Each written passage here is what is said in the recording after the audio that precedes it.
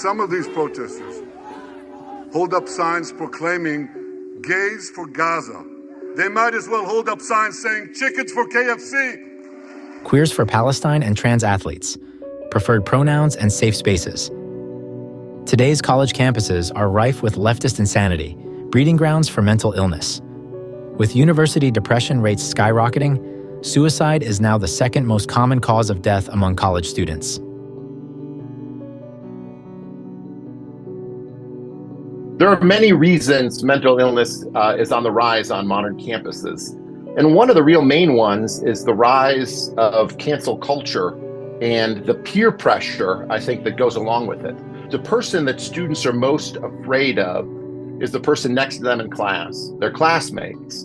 And they're afraid of negative reactions on social media, being called out on social media. And this is, I think one of the reasons there's so much depression, so much loneliness, and ultimately a lot of suicide, at least a lot more than there used to be.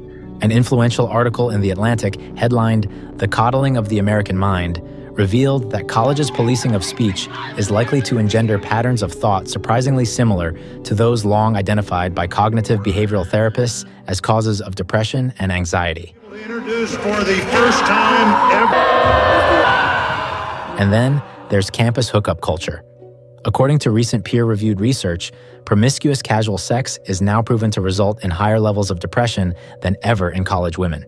One of the main things that our modern universities teach, really one of their most sacred opinions, is the importance of sexual liberation for a good life. The old view, the one that they have sought to display, is that sexual desire is the foundation of a community. Men and women would want each other, but they would want a lot more from each other than sex. The new view, the one propounded on the modern university, is that sex is an end in itself, and I might even say that all orgasms are created equal. When sex is an end in itself, community becomes much less important.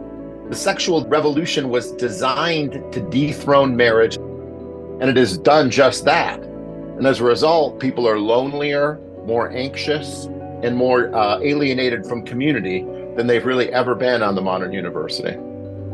Hookup culture is annihilating students' innocence, sowing within them tremendous inner conflict.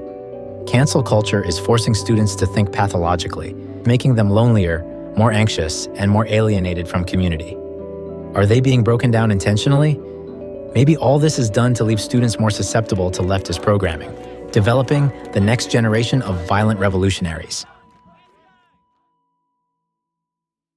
If you like what you watched here, go deeper with WorldNetDaily's acclaimed Whistleblower Special Reports. To learn more, visit whistleblowermagazine.com.